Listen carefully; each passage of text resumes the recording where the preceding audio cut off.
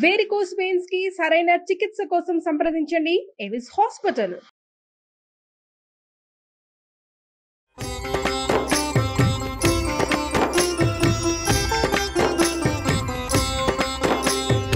నమస్కారం. విష్ణు పురాణం 4వ రోజు పారాయణలోకి వచ్చామండి. ఈ భాగంలో పృథువు యొక్క గాథని వింటాం.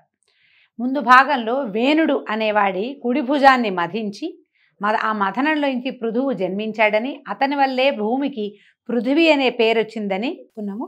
ఈ నేలిన చక్రవర్తి ఆయన భూప్రపంచం మొత్తాన్ని ఏలాడట. భూమిని గోవుగా చేసి పాలు పితికి ఆ పాలతో చరాచర భూతకోటికి సంజీవన స్థితిని కలిగించాడు అని పరాశర మహర్షి చెప్పగా, శిష్యుడైన మైత్రేయుడు గురువుగారికి నమస్కరించి, గురుదేవ, మునులు వేణుని భుజాన్ని మధించటము, పృథువు జన్మించటము, ఆ రాజు భూమిని ఆవుని చేసి పితకటము, ఈ విషయాన్ని విస్తరించి చెప్పవలసిందని కోరుకుంటే పరాశరుడు ఇలా చెప్తున్నారట.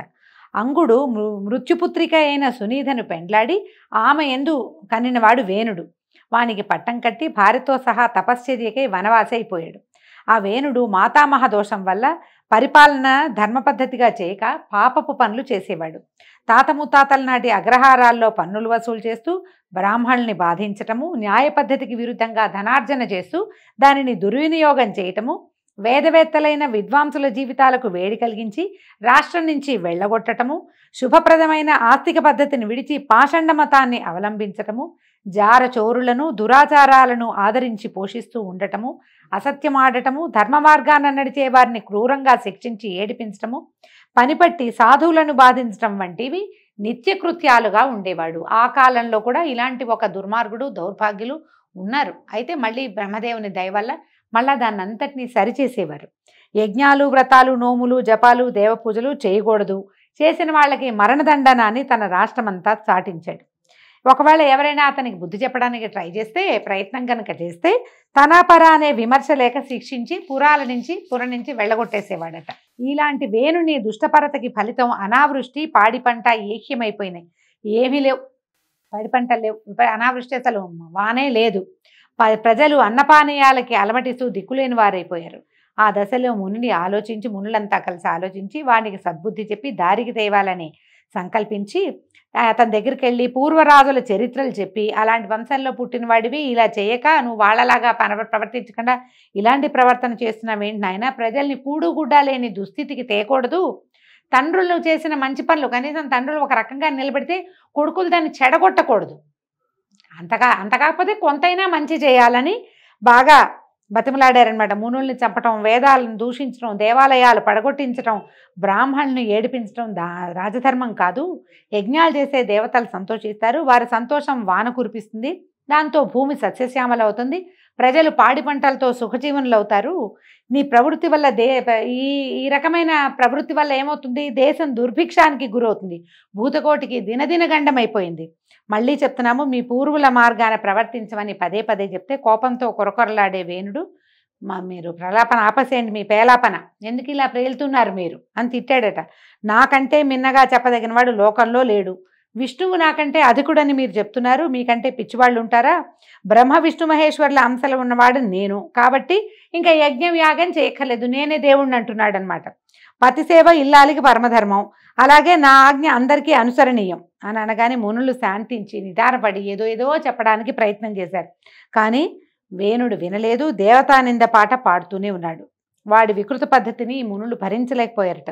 కరుణాపయోనిధి అయినటువంటి పద్మాక్షుణ్ణి, శ్రీహరిని నిందించేటువంటి ఈ పాపాత్ముణ్ణి తుదముట్టించి ధర్మ సంరక్షణ చేసి ప్రజల్ని కాపాడాలని నిశ్చయించుకుని దర్భలు పట్టుకుని మారణ మంత్రాలు పలుకుతూ ఆ దర్భలని వేణుడి మీద విసిరారట. తీవ్రాగ్ని జ్వాలలు చిమ్ముతూ ఆ దర్భలు నిశిత శరములై వానిని తాకగానే వేణుడు దబ్బున కిందపడి కన్నుమూశాడు. వాని శరీరమును తైలపాకం చేయించి మంత్రులకు అప్పగించి భూపరిపాలన చేస్తూ ఉండండి అని చెప్పారు. ఇక రాజులు లేరు, వాడికి సంతానం లేదు, మంత్రులు ఏమీ అనలేక ఊరుకున్నారు. ఇక జరిగేదేముంది, పరిపాలకుడు రాజు లేడు, దొంగలు మూకముక్కలుగా ఊళ్లపై పడి బ్రాహ్మణుల్ని చావగొడుతూ సిరి సంపదల్ని హరింపసాగారు. ఆ బ్రాహ్మణులు కుయ్యో ముర్రో అని ఏడుస్తూ ఉండేవాళ్ళట. అరాచక పద్ధతి, అరాచకం అంటే ఏంటంటే రాజు లేకపోవటం అనమాట, అది వేరే పద్ధతి కాదు. మామూలుగా అరాచకంగా ప్రవర్తించడం, రాజు లేనట్టు ప్రవర్తించడం ఒక పద్ధతి అయితే, అసలు రాజే లేకపోవటం, పైన అజమాయిషీకి ఎవడూ లేకపోతే ఇంకా అధ్వాన్నంగా ఉంటుంది. మునులు బ్రాహ్మణులు చూసి జాలిపడి ఓదార్చి వేణుని యొక్క ఊరు భాగాన్ని మధించారట. ఊరు తొడ భాగాన్ని మధిస్తే ఆ భాగం నుంచి భయంకర వికృతాకారుడు బయలుపడి నన్ను ఏం చేయమన్నారని హుంకరిస్తూ అడిగాడట. అయ్యో, అనుకున్నది ఒకటి, అయింది ఒకటి, వీడిని తోటి ప్రశాంతంగా ఎవరి నువ్వు ప్రజాపాలన చెయ్యంటే వీడు హుంకారాలు చూస్తేనే జనం భయపడి చచ్చేటట్టున్నారు, ఇది పనికిరాదనుకున్నారు. ఏం చేశారు, వీడిని వింధ్యపర్వత ప్రాంతానికి వెళ్ళి మ్లేచ్ఛ కిరాత జాతులకు అధిపతిగా ఉండరా నాయన అంటే వాడు సుడిగాలిలాగా ఎగురుతూ తిరిగి వెళ్ళిపోయాడట అక్కడికి. మ్లేచ్ఛ కిరాత జాతులకి అధిపతిగా ఉన్నాడు. అక్కడి నుంచి ఏమనుకున్నారు, ఈ వేణుడిలో ఉన్న పాపం ఆ నిషాద రూపంలో వెళ్ళిపోయిందని సంతోషించి ఉదాత్త అనుదాత్త స్వైత పద్ధతిని వేదమంత్రాలు ఉచ్చరిస్తూ ఈ తైలపాకంలో నూనెలో పెట్టారు కదా వేణుని దేహాన్ని, అతని కుడి భుజాన్ని మధించారట. మధిస్తే ఆ మదన ఫలితంగా సాటి లేని భుజబలము, దివ్య తేజస్సు, సులక్షణ లక్షితమైన అంగసౌష్ఠమము కలవాడై విష్ణువంశలో ఒక బాలుడు జన్మించాడు.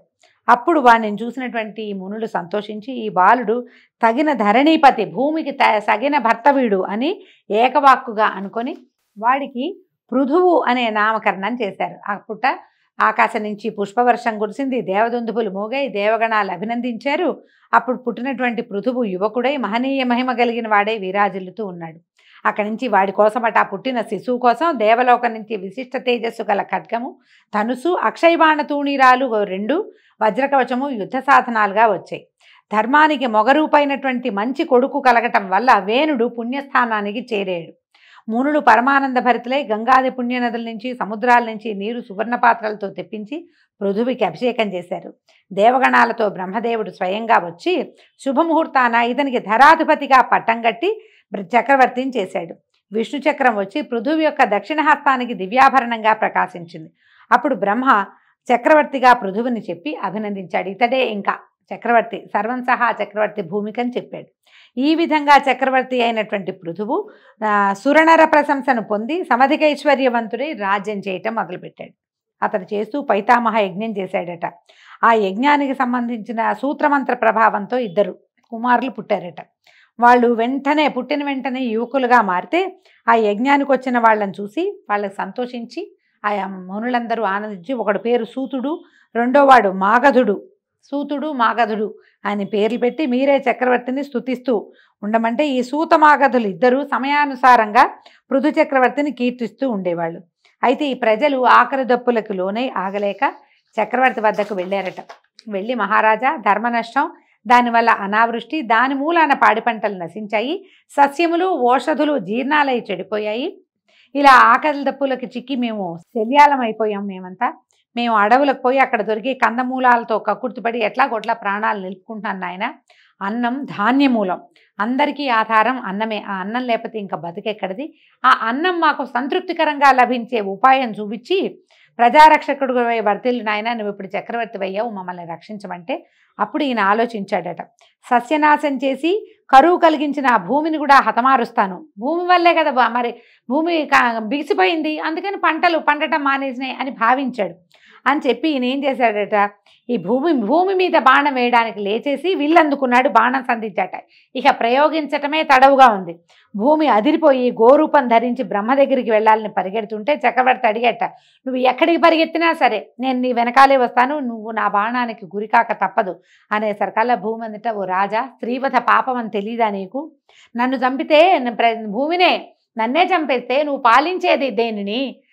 ఈ ప్రజలందరినీ ఎట్లా నువ్వు బతికిస్తావు అనేసరికల్లా ఈయన అన్నట్ట, నువ్వు ప్రజలకి తిండి లేకుండా చేసిన దుర్మార్గురాలవి, అందరినీ సంరక్షించడానికి నిన్ను చంపడం పుణ్యమే కానీ పాపం కాదు, వారి స్థితి తర్వాత చూస్తాను, దైవబలం సమృద్ధిగా ఉన్నవాడిని నేను, వాళ్ళని సుఖంగా పాలించడం నాకేమీ కష్టం కాదు, నీ అంతు నేను చూస్తాను, కానీ నా దగ్గర ఒక ఉపాయం ఉంది, దానివల్ల ప్రజా సంరక్షణ జరుగుతుంది అనేసరికల్లా ఈ భూమి చెప్తోందనమాట, సస్యాలు ఓషధులు నాలో ఇమిడి జీర్ణమైపోయినాయి, భూమిలో ఉండిపోయినాయి, నువ్వేం చేస్తావు, నేను గోరూపంలో ఉన్నాను కదా, నాకు ఒక దూడని కలిగించు, అది పాలు తాగే సమయంలో ఓషధులు సస్యాలు మళ్ళీ ఆవిర్భవిస్తాయి, ఆ ప్రయత్నం చేయమని గోరూపధర అయినటువంటి భూదేవి సెలవివ్వగా ఇతను ఏం చేశాడట, ఆ మాట విని సరేనని స్వయంభువుని దూడగా కల్పించి తానే ఈ పాలు పితికాడట.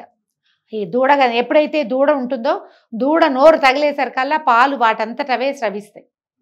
గోవు కాదు, తల్లి యొక్క ధర్మం అన్నమాట. ఈ లోకరీతి మనుషులైనా అంతే. ఏ జంతువైనా అంతే. సక్కింగ్ రిఫ్లెక్షన్స్ అని చెప్పుకుంటాం మనం ఇంగ్లీష్లో. ఇది ఒక మెడికల్ టర్మే.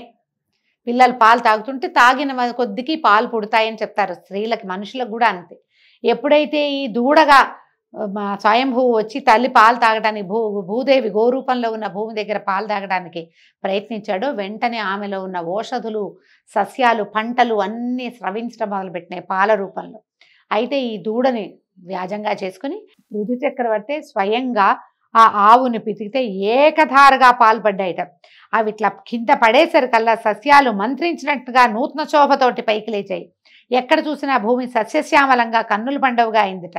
ఆ పాలతోటి దేవదైత్య కిన్నరాజులకు, మృగాలకు, మానవులకు సమృద్ధిగా వారి వారికి కావలసినటువంటి ఆహారం సమకూరింది. ఆ విధంగా భూమిని మళ్ళీ యథాపూర్వ రూపానికి తెచ్చి సురనరరంజనముగా ఋతు చక్రవర్తి పరిపాలన చిరకాలం చేశాడు. ఆ సత్క్రియ వల్లే భూమికి ఆ చక్రవర్తి పేరుతోటి పృథివీ అనే పేరు వచ్చింది. పృథువు పేరు మీద నుంచే పృథివీ అని పేరు వచ్చిందట. ఈ పృథు చక్రవర్తి కథ విన్న వారికి ఎలాంటి పాపము అంటదు. తేజస్సు, సమృద్ధిగా సిరి సంపదలు, సుఖ సంతోషాలు, కీర్తి, ఆయురారోగ్య, ఐశ్వర్యాభివృద్ధి, అశ్వమేధ యాగం చేసిన ఫలితాన్ని ఆ విష్ణుమూర్తి ప్రసాదిస్తాడని చెప్పారు. ఈ పృథు చక్రవర్తికి అంతర్థి, వార్థి అని 2 కుమారులు కలిగారట. వారిలో అంతర్థికి శిఖండి అను భార్య యందు హవిర్ధానుడనే కుమారుడు కలిగాడు. వాడికి అగ్ని వలన పుట్టినటువంటి ధిషణ అనే కాంత యందు ఒక కొడుకు కలిగాడు. అతను యజ్ఞ సమయమందు కుశలను ప్రాచీనాగ్రములుగా ఉంచటం వల్ల ప్రాచీన బర్హి అని ప్రసిద్ధుడయ్యాడు. యజ్ఞం చేసేటప్పుడు అగ్రాలంటే కొసలని ప్రాచీనంగా ముందటం, వైపు ఉంచటం వల్ల అతని పేరు ప్రాచీన బర్హి అని పేరు పెట్టారట. అతనికి సముద్రపుత్రి అయిన సౌవర్ణయందు ధనుర్వేద పారంగతులైన ప్రచేతసులు అనేవారు 10 మంది కలిగారట. వారు భేదము లేని పద్ధతిలో ధర్మ ప్రవర్తనలై 10,000 సంవత్సరాలు సముద్రం మధ్యలో తపస్సు చేశారు అని చెప్పేసరికల్లా మైత్రేయుడు అడిగారు, ఈ గురువర్య, ప్రచేతసులు సముద్ర మధ్యంలో అంతకాలం తపస్సు చేయడానికి కారణం ఏంటి? ఆ కథ వినాలనుంది. అది ఏమిటి ఆ కథ? ఎందుకు తపస్సు చేశారు అని అడిగారు. ఈ ప్రాచీన బర్హి అనేవాడు ఇంద్రుడిలాగా భూవలయాన్ని ధర్మవైభవంతో పరిపాలించాడు. తన మాట జవదాటగా భక్తితో ప్రవర్తిస్తున్నటువంటి ప్రచేతసులనే కొడుకులతోటి ఒకసారి అన్నాడు, మీరు ధర్మ సమైక్యంతో ప్రవర్తించే బుద్ధిమంతులు కనుక మీకు అసాధ్యం ఏదీ ఉండదు. విష్ణువుని ధ్యానిస్తూ తపస్సు చేయండి. ఆ దేవుని అనుగ్రహం వల్ల భావికాల ప్రజాపతి శక్తి పొంది చరాచరభూత సృష్టి చేయండి అని చెప్పగా వాళ్ళందుకు అంగీకరించి సముద్రం మధ్యంలో ఉండి విష్ణువుని ధ్యానిస్తూ ఎంతో కాలం తపస్సు చేశారు.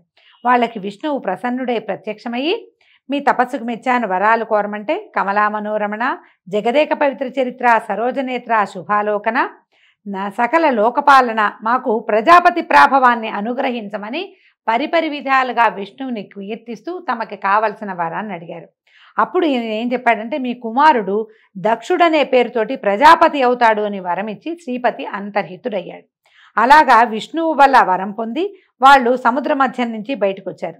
ఇంతకాలం వాళ్ళు తపస్సు చేస్తూ సముద్రంలో ఉండిపోవటం వల్ల దేశం అరాచకమై చెట్లు తెగ పెరిగి భయంకరమైన అరణ్యంగా అయిపోయిందట. ఆ బాధ పోగొట్టాలని చంద్రుడు ఆలోచించి అవయవాల నిండు సొబగుతోటి మోహినీ దేవతను పోలినటువంటి ఒక కన్యను కల్పించి వారి వద్దకి తీసుకొచ్చాడట. మీరు దేశమందు లేకపోవటం వల్ల వృక్షాలు తెగ పెరిగి ఉండటంలో దోషం లేదు. ఇప్పుడు మీ కోపాగ్నికి చూడండి, ఈ చెట్లన్నీ మాడి మసైపోయినాయి. తపస్సు చేసిన వాళ్ళకి ఇంత దీర్ఘ కోపం ఉండకూడదు. చెట్లు మీకు అనుకూలంగా ఉండటానికి ఇదిగో ఈ కన్య ఈ వృక్షాల నుంచి ఆవిర్భవించి నా కిరణామృతం వల్ల పెరిగింది. ఈమె పేరు మారిష అని చెప్పాడు. ఈమెను గృహిణిగా పరిగ్రహించండి. అప్రమేయ బలుడైన సుతుడు జన్మిస్తాడు. ఆ కొడుకు మీకు నాకు గల తేజస్సు నుంచి భాగం పొంది దక్షుడనే పేరున ప్రజాపతి అవుతాడు. అతని వల్ల ప్రజా సమృద్ధి అవుతుందని సానునయంగా చెప్పగా ప్రచేతసులు అంగీకరించి చంద్రుడిని అడిగారట, ఈమె చెట్ల నుంచి ఎలా పుట్టింది, నీ కిరణ ప్రసారంతో ఎట్లా పెరిగింది వివరించమంటే మారిష యొక్క కథ చెప్తున్నారండి. ఇదొక విచిత్రమైన వృత్తాంతంగా కనపడుతుంది. ఒకప్పుడు కందుడనే ముని గోమతి తీరంలో అసాధారణమైన తపస్సు చేస్తుండగా ఇంద్రుడు భయపడి అతని తపస్సు చెడగొట్టాలని ప్రమ్లోచన అనే అప్సరసని రప్పించి గోమతి తీరాన తపస్సు చేస్తున్న కందుని నీ అందచందాలతోటి వశపరుచుకుని తపస్సు చెడగొట్టమని తగిన చెలికత్తలతో వెళ్ళమని నియమించాడట. ఆ అప్సరస చెలికత్తెల్ని కొంతమందిని వెంబడబెట్టుకుని ఈ కందుడి ఆశ్రమానికి వెళ్ళింది. ముని తపశ్చర్యను చూసి ఎదురుగా వెళ్ళడానికి భయపడి పక్కనున్న పొదరిళ్లలో ఆటలాడుతూ పాటలు పాడుతూ అతనికి కనిపించకుండా విహరించేదట. అయితే ఆ సమయంలో చల్లని మలయవాయువు అప్సరసకు తోడయి ఆమె యొక్క శరీరం మీద నుంచి వచ్చే సుగంధం వల్ల ఈ మునికి మైమరపు కలిగించేదట. అప్పుడు పూచిన పువ్వులు తెచ్చి ముని దగ్గర వంగి ఉంచేదట. అక్కడ దగ్గర పెట్టేది, ఆయన దగ్గరికి వచ్చి వీణ మీటుతూ చక్కటి కీర్తనలు పాడేది. అప్పుడప్పుడు చేతులు తగిలేలాగా, తను బట్టలు తగిలేలాగా నమస్కారాలు చేసి చిరునవ్వుతో చూసేది. ఈ క్రమంగా ఈ విలాసాలకి వికారాలకి ముని తపోదీక్షకి స్వస్తి చెప్పి ఈమెతో సంసారానికి వడంబడ్డాడు. ఆయన ఒకనాడు ఏమన్నాడు, సరే నువ్వు నా మనసు దొంగిలించావు, నిన్ను నా కౌగిల్లో బంధించాలని భావిస్తున్నాను అనేసరికల్లా ఈమె ఏమంది, స్వామి నువ్వు మునివి, నీ మాట ఎందుకు కాదంటాను, నువ్వు ఏది కావాలంటే అది, నువ్వు ఎలా కావాలంటే అలా, నీ దగ్గర ఉండమంటే నేను ఉంటానని అతనితోటి ఉండిపోయిందట. ఎంతో కాలం వాళ్ళిద్దరూ ఇలా ఆయన ఇంకా ఈ స్త్రీ సాంగత్యంతో తపశ్చర్యకి స్వస్తి చెప్పేశాడు. ఈ దేవవేసి అయినటువంటి ప్రమ్లోచనతోటి హాయిగా ఉండేవాడట. ఇలా కొంతకాలం అయిన తర్వాత ఆమె చెప్పింది, ఏమిటి అయ్యా, నేను అప్సరసని దేవవేశ్యని, ఇక్కడికి వచ్చి చాలా కాలం అయింది, చాలాళ్ళు తపస్సు పాడు చేశాను, నాకు సెలవు ఇవ్వు, నేను వెళ్ళిపోతాను అనేసరికల్లా నేను ఇంకా ఇంతకాలం ఇక్కడే ఉండిపోయానంటే ఇంద్రుడు ఆగ్రహిస్తాడు, నన్ను వదిలిపెట్టేయమంది అనేసరికల్లా ఆయనకి కందముడికి చాలా కోపం వచ్చిందట. ఏమన్నాడు, నాకు ఇంకా సంతృప్తి కలగలేదు, నాతో ఉన్న నిన్ను ఇంద్రుడేమంటాడు, ఇంకా కొంతకాలం ఉండమనని మళ్ళీ కొంతకాలం తనతో ఉంచుకున్నాడట. కొంతకాలం అయ్యాక ఈ ప్రమ్లోచి ఇంకా నాకు సెలవు ఇప్పించని బతిమలాడితే సరే ఈయన ఏమన్నాడు, నేను సూర్యోదయ కాలంలో దినకరుడికి అర్ఘ్యం ఇస్తుంటే నువ్వు నాకు కంటపడ్డావు, నీతో నిన్న రాత్రి ఉన్నాను, ఒక్క రాజుతోటే వెళ్ళిపోతావా అంటే, అయ్యా నువ్వు అలా అనద్దు, ఆయనకి ఏమనిపిస్తోంది, ఒక రోజే జరిగిందని అనిపిస్తోంది. ఈవిడ, అయ్యా నన్ను క్షమించు మునివర్య, నన్ను క్షమించు, ఎందుకంటే నువ్వు నాతో ప్రమాణవాక్గా చెప్తాను, నువ్వు నాతో గడిపిన కాలం 907 సంవత్సరాల 6 నెలల 3 దినాలు యోగ దృష్టితో చూడు. నువ్వు ఇదంతా ఏమనుకుంటున్నావు, ఇవాళ పొద్దున కలిశాను, రాత్రి మాత్రమే గడిపానని భావిస్తున్నావు, ఇంతకాలము నువ్వు నాతోటే ఉన్నావు, నువ్వు కావాలంటే యోగ దృష్టితో చూడమనేసరికి ఆయన ధ్యానించి తెలుసుకున్నంటే ఒళ్ళు తెలియదు, స్త్రీ సాంగత్యం సమయాన్ని తెలియనివ్వదని పురాణం చెప్తోందండి. అయితే ఈయనకి కోపం వచ్చేసింది. అదంతా తెలుసుకునేసరికల్లా నా తపస్సంతా పాడు చేసేవు, ఇంద్రుడు కపటోపాయం చేశాడు, అయినా తప్పు నీది, అయినా ఇంతకాలం నన్ను అలరించావు కాబట్టి నేను క్షమించాను, ఇక నా ఎదురుగుండా ఉండద్దు, ఇంకెప్పుడు నా దగ్గరికి రావద్దు, మళ్ళీ ఇంకోసారి నా తపస్సు పాడు చేయడానికి రావద్దు, నేను కళ్ళు మూసుకుంటాను, నువ్వు వెళ్ళిపోమన్నాడు అని గర్జించాడట సింహంలాగా. చిత్తం ఇక సెలవని ప్రమ్లోచి రివ్వున ఎగిరిపోయిందట. అయితే ఆ ఎగరటంలో ఆమె గర్భంలో ఉన్నటువంటి ముని యొక్క వీర్యము చెమటగా ఆమె అవయవాల నుంచి కిందకి కారిపోయిందట. ఈమె ఏం చేసిందట, అక్కడ ఉన్న చెట్ల చిగురాకులతో చెమటని, ఒంటి మీద ఉన్న చెమటని తుడుచుకుని వెళ్ళిపోయింది. కందముని అక్కడి నుంచి వెళ్ళిపోయి పురుషోత్తమ తీర్థానికి వెళ్ళి ఈ అప్సరసతోటి గడిపిన అధర్మ ప్రవర్తన పాపం పోవటానికి బ్రహ్మసూత్ర స్తోత్రంతో మహావిష్ణువుని ప్రార్థిస్తూ తపస్సు చేసుకుంటున్నాడు ఆయన దారిని ఆయన. అయితే చెట్ల చిగురాకులలో కలిసినటువంటి ఆ ముని తేజస్సు నా కిరణాల నుంచి స్రవించే అమృతం చేత ఈ లతాంగి, ఈ అమ్మాయి రూపొందింది. ఆ మహాముని తేజస్సు దివ్యకాంత యొక్క గర్భరూపము, వాయువు చేత చెట్ల ఆకులలో పడటము, నా కిరణామృత దోహదము, ఈ విధంగా పుట్టినటువంటి ఈ మారిషకు సాటి కాగలిగిన స్త్రీయే లేదు. ఇంత అపురూపమైన సంగమం వల్ల ఈ బాలిక జన్మించింది నాయన. ఏ కర్తవ్యం మీరు దీన్ని పరిగ్రహించండి, దీని పూర్వజన్మ వృత్తాంతం చెప్తాను వినండి. ఇది ముందు జన్మలో ఒక రాజపత్నిగా ఉండేది. అనతి కాలంలోనే వితంతువైపోయి ఏ సుఖము కోరక శ్రీహరి భక్తురాలైంది నాయన. విష్ణువు ప్రత్యక్షమయ్యి, లలనా ఏమి నీ కోరికంటే, బాల్యం నందే వితంతువయ్యాను, మరి కామోపభాగం లేకుండా నేను మరణిస్తున్నాను కాబట్టి ఆ తృష్ణ తీరేలాగా నాకు భర్తలు ఎక్కువగా నా వారు కావాలి, నేను అయోనిజనై ఉండి వారితో సుఖించి ప్రజాపతి అయ్యే కొడుకుకి కన్నతల్లినవ్వాలని కోరుకుంది. హరి తథాస్తు అని అంతర్హితుడయ్యాడు. అదే ఈ మారిషగా రూపొందింది. మనకి ద్రౌపదీదేవికి 5గురు భర్తలు ప్రపంచంలో ఎవరైనా ఉన్నారా అని అడిగితే ఈ మారిష వృత్తాంతం మహాభారతంలో చెప్పబడుతుంది. మారిషకి 10 మంది భర్తలట. అయితే మీరు దీన్ని పరిగ్రహించండి అయ్యా, ఇదే ఆ మారిష. విష్ణువు యొక్క వరం వల్ల ఈమె అయోనిజగా, స్త్రీ గర్భం నుంచి వచ్చిన వీర్యము ఇలా ఈ రకంగా రూపొందింది. అపురూపమైన కలయిక వల్ల జన్మించింది ఈమె అయోనిజ, ఈమెను స్వీకరించండి అని చెప్పాడు. అప్పుడు ఇప్పుడు ఈ మహానుభావుడైనటువంటి ప్రజాపతి అయ్యే కుమారుడు కలుగుతాడు. ఇది మహావిష్ణువు యొక్క అనుగ్రహము. వాడు అనేక వంశాలకి వంశకర్త అవుతాడు అని చెప్పి చంద్రుడు నచ్చజెప్పి మారిషను ప్రచేతసుల గృహిణిగా పాణిగ్రహణం చేయించాడండి. ఈ విచిత్రమైన మారిష వృత్తాంతోటి ఈరోజు విష్ణు పురాణాన్ని ఆపుతామండి. రేపు ఉదయం మళ్ళీ 5వ భాగంలో కలుసుకుందాము. నమస్కారం.